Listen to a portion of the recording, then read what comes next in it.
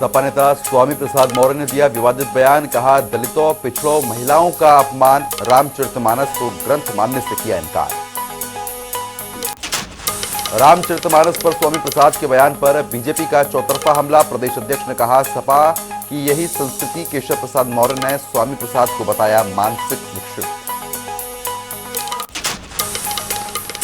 तो वहीं शिक्षक स्नातक एमएलसी चुनाव पर बीजेपी की तैयारियों में जुटी हुई भाजपा। आज मुरादाबाद में भूपेंद्र चौधरी कार्यकर्ताओं के साथ करेंगे मुलाकात। शिक्षक एमएलसी चुनाव को लेकर रणनीति करेंगे तैयार।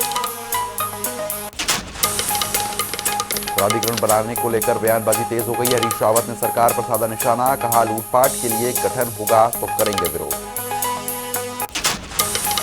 जोशीमठ में राहुल बचाव का कार्य जारी। सीएम पुष्कर सिंह धामी लगातार कर रहे हैं मॉनिटरिंग।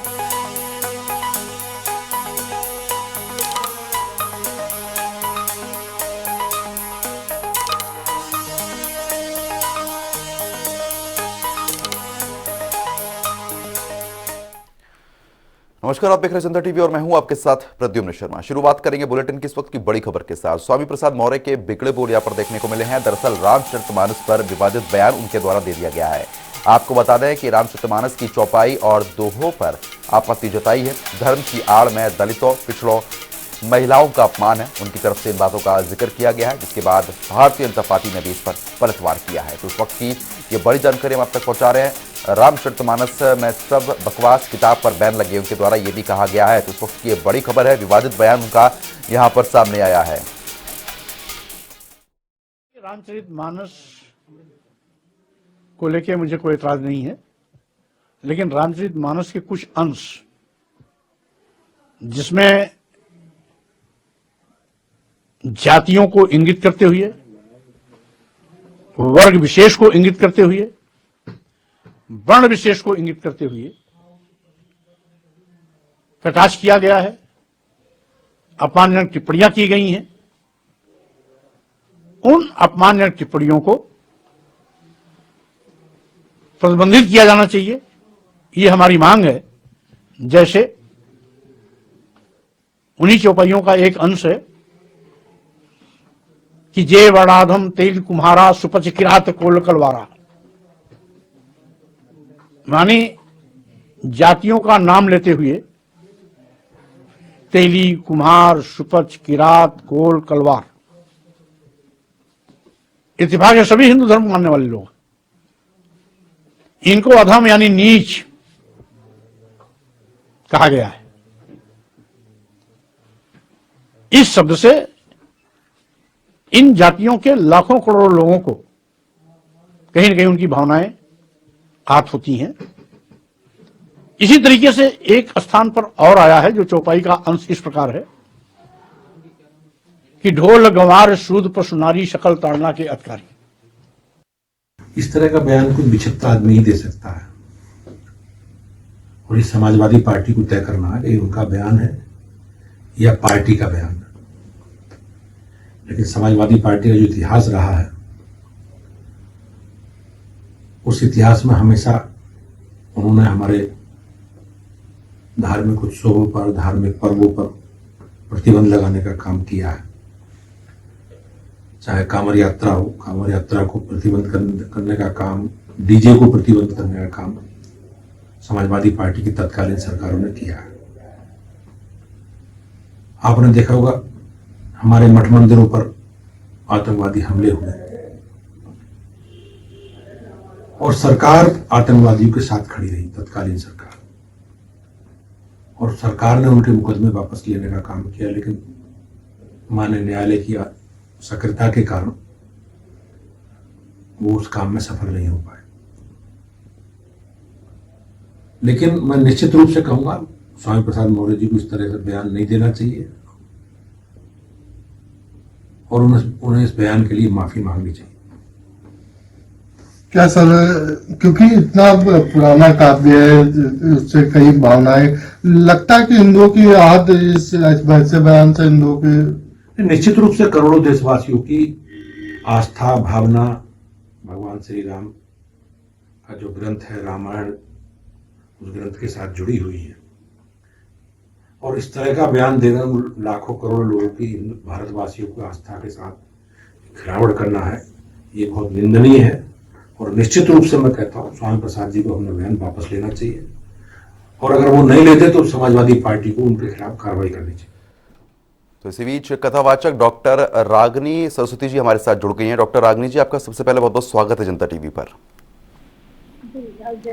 डॉक्टर रागिनी जी, जिस तरीके से आजकल जो बयानबाजी यहाँ पर देखने को मिल रही है, जहाँ पर एक सपा के नेता उनकी तरफ से इन बातों का जिक्र कर दिया गया है, रामचरितमानस को लेकर सवाल उठा दिए हैं, जो इतने वर्षों पहले लिखी गई थी उन पर आज सवाल उठाए जा रहे हैं और बताया जा रहा है कि धर्म की आड़ में दलितों और महिलाओं का अपमान हो रहा है, और जो भी रामचरितमानस में लिखा उसको बकवास करार दे दिया है। इसको आप किस तरीके से देखेंगे? जी सर, मैं उनसे ये निवेदन करना चाहती हूँ कि एक दो पंक्तियों को पढ़ करके पूरे ग्रंथ का आकलन कर देना ये निराधार है, क्योंकि जो लोग विपरीत में इसके बोलते हैं रामचरितमानस के या रामकथा के बारे में, वो पूरा अध्ययन नहीं किए हुए हैं। केवल दो चार पंक्तियों को जो केवल ढोल गवार शूद्र पशु नारी और सकल ताड़ना के अधिकारी और एक चौपाई जेवर नाभन तेरी कुमारा कपट किरात कोकुल तलवारा, इन्हीं दोनों पंक्तियों के आधार पर वो पूरे रामचरितमानस को खारिज करने का दावा कर देते हैं। जो भी उठता है वो केवल दो चौपाइयों को, जबकि इसके आगे का प्रसंग ना उन्होंने पढ़ा है ना पीछे का प्रसंग पढ़ा है। जबकि राम कथा प्रारंभ से यदि देखी जाए तो काग भुसुंडी भी एक शुद्ध वर्ण के ही है। काग भुसुंडी कोई कौआ नहीं है, वो एक जाति वर्ण है। काग भुसुंडी भी राम कथा के प्रणेता है, वही राम कथा सुनाते हैं। डॉक्टर रागिनी जी, मैं आपको रोकना चाहूंगा। इसी बीच पूर्व डिप्टी सीएम दिनेश शर्मा जी हमारे साथ जुड़ गए हैं। दिनेश शर्मा जी, सबसे पहले आपका बहुत बहुत स्वागत है जनता टीवी पर। धन्यवाद आपका। दिनेश शर्मा जी, जिस तरीके से सपा के एक नेता की तरफ से बयान सामने आता है, उनकी तरफ से इन बातों का जिक्र किया गया है, खासतौर पर स्वामी प्रसाद मौर्य की तरफ से, कि जो भी रामचरितमानस में लिखा हुआ है वो सब कुछ बकवास करार दे दिया उनको, इसको किस तरीके से आप देखेंगे? हमको लगता है जो धर्म शास्त्रों के बारे में जो अल्पज्ञ हैं, जिनको अपरिपक्व ज्ञान है, वो इस प्रकार की बातें कर सकते हैं। रामचरितमानस जन कल्याण के लिए आज दुनिया का सबसे बड़ा ग्रंथ है जी। तब पुरुषोत्तम राम क्षत्रिय वंशी राजा थे जी, लेकिन उन्होंने भीड़ को, निषाद को, भालू को, रीछ को, बंदर को, वानर को, आदिवासी को, इनको एकत्रित करके महाशक्तिशाली रावण को हराया। केवट और निषाद से दोस्ती किया, यानी सबको साथ में लेकर चलने की जो प्रवृत्ति थी वही राम जी के चरित्र को वर्णित करती है। और उनके बारे में या ग्रंथ के बारे में मैं समझता हूँ सनातन संस्कृत के बारे में आजकल व्यंग और कटाक्ष और अपशब्द बोलने का प्रचलन सा हो गया है जी। आदरणीय स्वामी जी हम लोगों के मित्र हैं, वरिष्ठ नेता हैं, मैं उनको यही सलाह दूंगा कि इस प्रकार के वक्तव्यों से एक राजनेता को बचना चाहिए। और मैं समझता हूँ कि आज एक जो सनातन संस्कृत के प्रणेता लोग हैं उनके विरुद्ध पूरी एक साजिश इनकी भी चल रही है, कांग्रेस की भी और समाजवादी पार्टी की भी।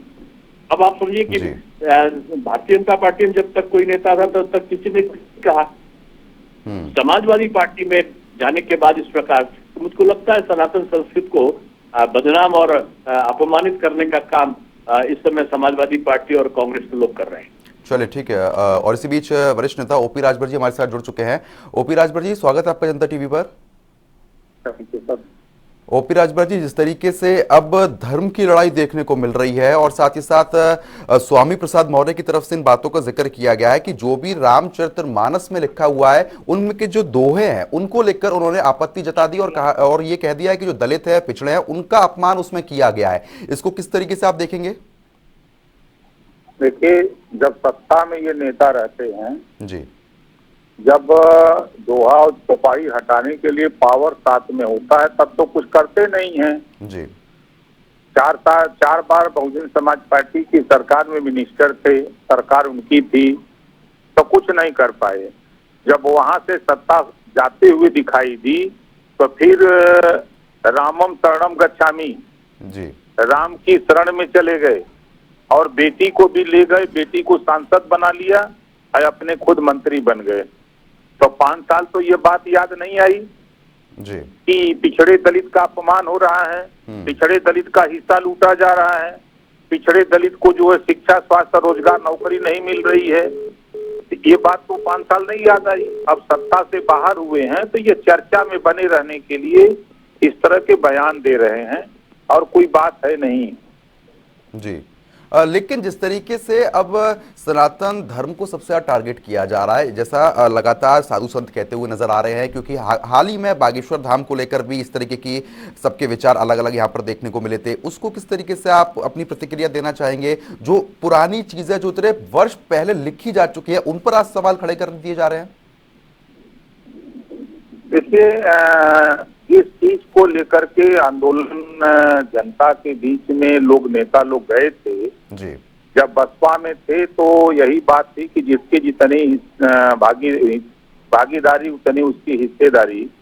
आज उनको शिक्षा और स्वास्थ्य, रोजगार, नौकरी की बात को हटा करके जातिवाद जनगणना को लोग भूल गए, एक समान अनिवार्य फ्री शिक्षा दिलाने का वादा भूल गए, गरीबों का इलाज फ्री करने की बात भूल गए, घरेलू बिजली का बिल माफ करने की बात भूल गए, प्रदेश में शराबबंदी की बात भूल गए।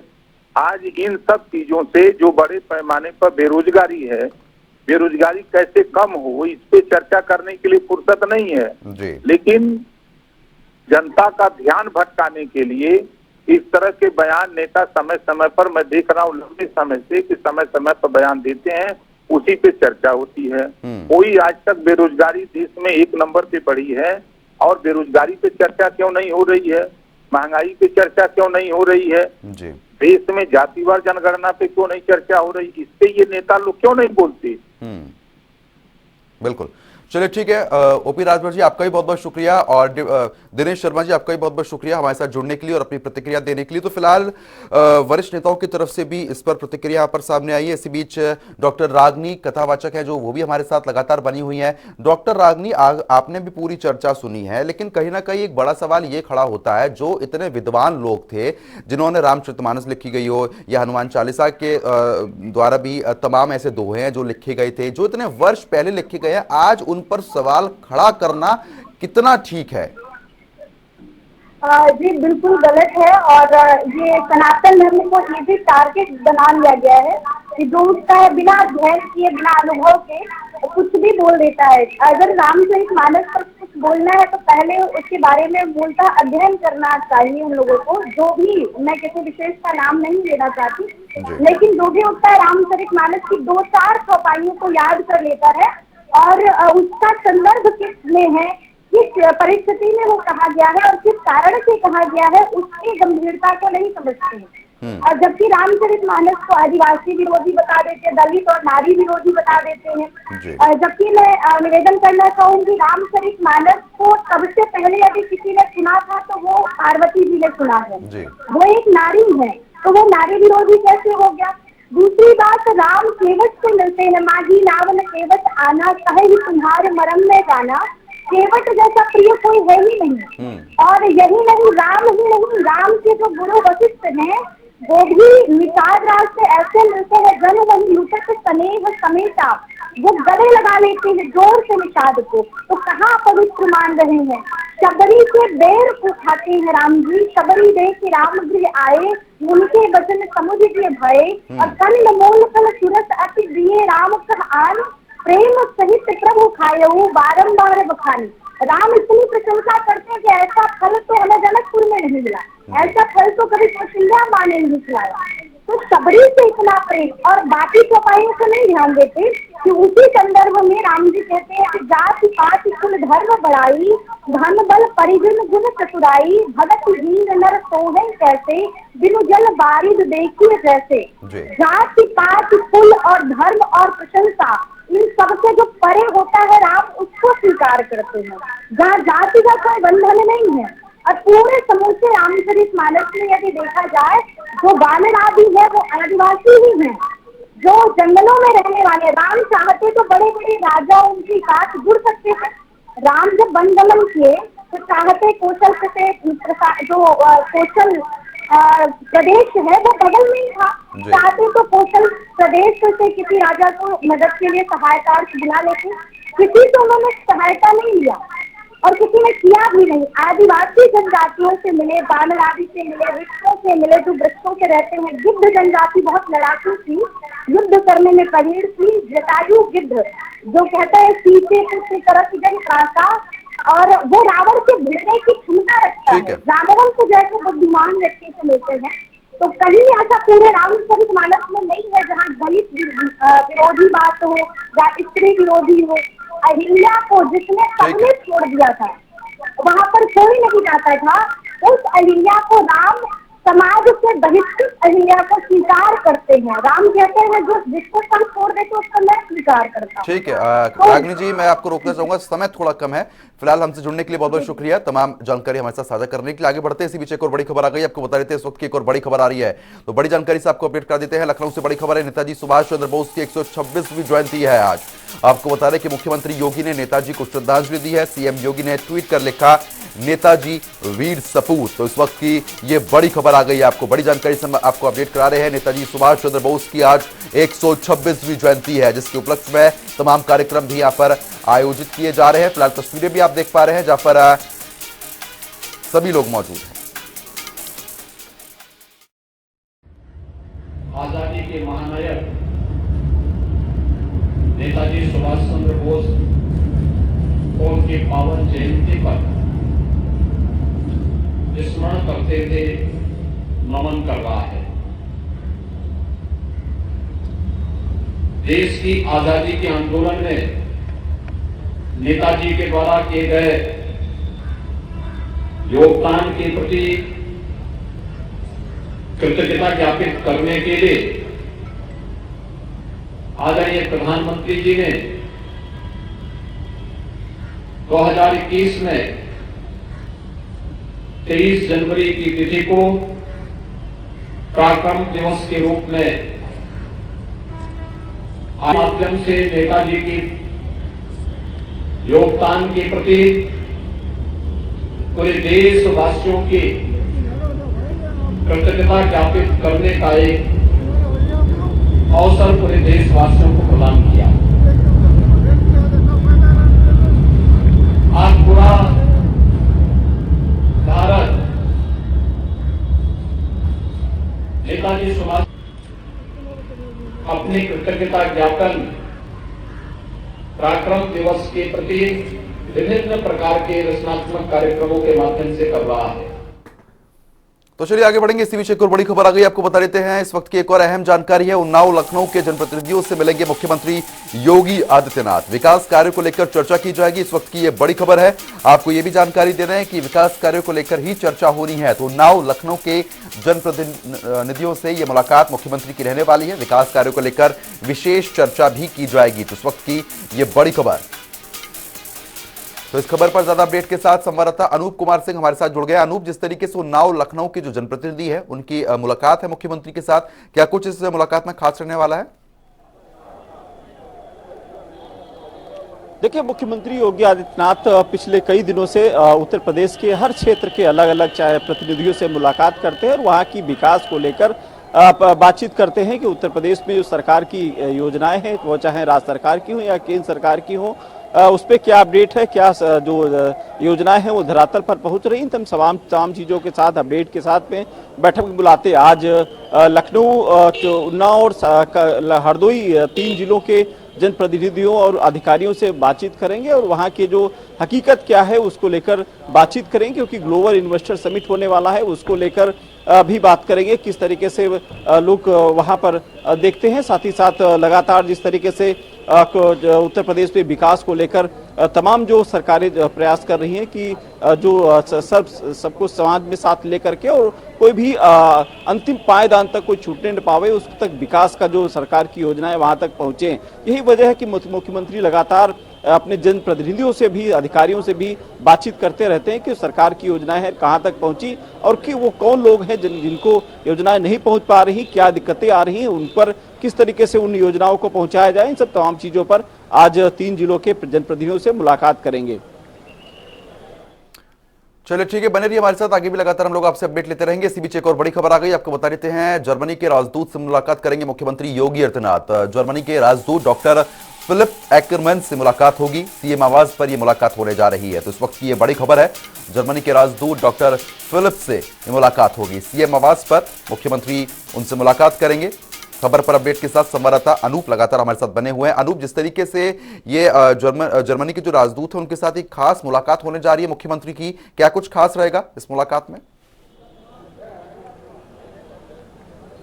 और देखिए, मुख्यमंत्री योगी आदित्यनाथ जर्मनी के राजदूत से आज मुलाकात करेंगे और पिछले कई देशों से आपने देखा होगा कि जो भी राजदूत उत्तर प्रदेश में आता है तो मुख्यमंत्री से मुलाकात करता है। निश्चित रूप से मुख्यमंत्री योगी आदित्यनाथ का जो शासन है उसको लेकर, कानून व्यवस्था को लेकर, खासकर जर्मनी की ओर बात करें, जर्मनी क्या इस समय विदेश में तमाम जो ग्लोबल इन्वेस्टर समिट को लेकर के तमाम जो पर्यटक या फिर ये समझे उद्योगपति लखनऊ उत्तर प्रदेश में आने वाले हैं। निश्चित रूप से जर्मनी जिस तरीके से उत्तर प्रदेश के संबंध, भारत के संबंध हैं, उसको और भी एक प्रगाढ़ता देते हुए आज मुलाकात जर्मनी के राजदूत करेंगे। तो उस पर ग्लोबल इन्वेस्टर समिट के साथ साथ तमाम ऐसी चीज़ों पर चर्चा होगी, किस तरीके से उत्तर प्रदेश में विकास को, जर्मनी के जिस तरीके से उनके जो तमाम चीज़ें वहाँ पर विख्यात हैं, उनके अनुसार जिस तरीके से जर्मनी में तमाम जो क्या वहाँ पर जो योजनाएं हैं उसके हिसाब से, या फिर जो विकास की इस तरीके से वहाँ पर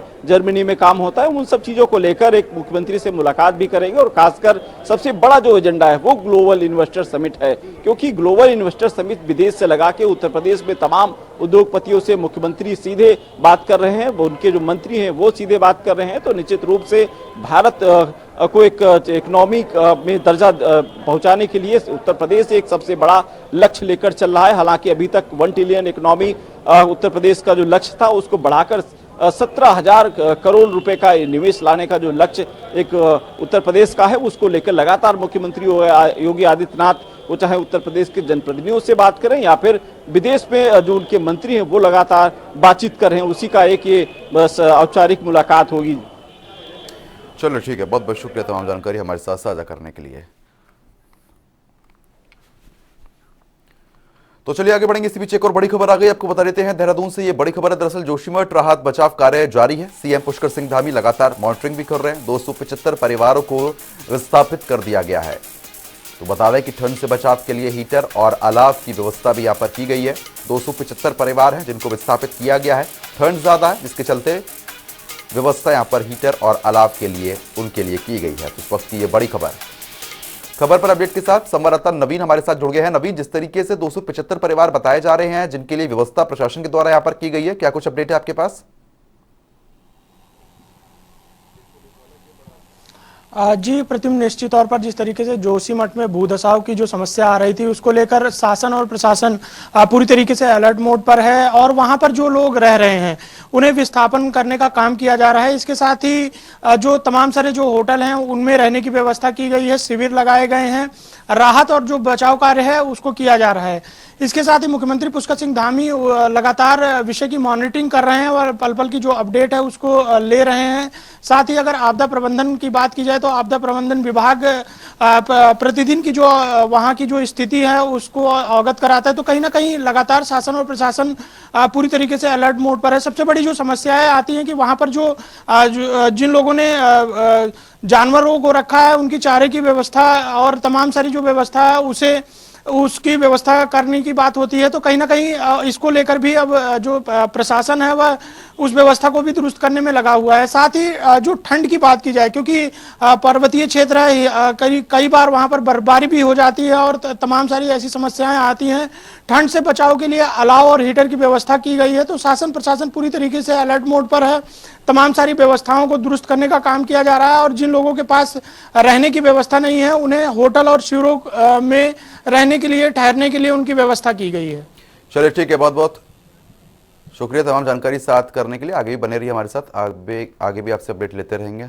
खबरों में आगे बढ़ते हैं। देहरादून में जिला विकास प्राधिकरण लगातार लाइमलाइट बटोर रहा है। आपको बता दें कि पूर्व मुख्यमंत्री त्रिवेंद्र सिंह रावत और मौजूदा शहरी विकास मंत्री ने छिड़ी हुई रार में अब विपक्ष भी कूद पड़ा है। पूर्व मुख्यमंत्री हरीश रावत ने सरकार पर निशाना साधा, कहा कि अगर लूटपाट के लिए प्राधिकरण का गठन होता है तो विरोध करेंगे।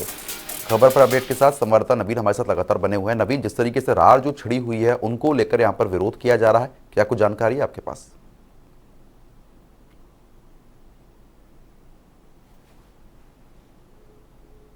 फिलहाल संपर्क टूट गया है। तो आपको बता दें कि यहाँ पर हरीश रावत की तरफ से भी ट्वीट सामने आया है तमाम प्राधिकरण पर। फिलहाल वीकली सिर्फ इतना ही, लेकिन खबरों का सिलसिला लगातार जारी है। बने रहिए हमारे साथ। नमस्कार।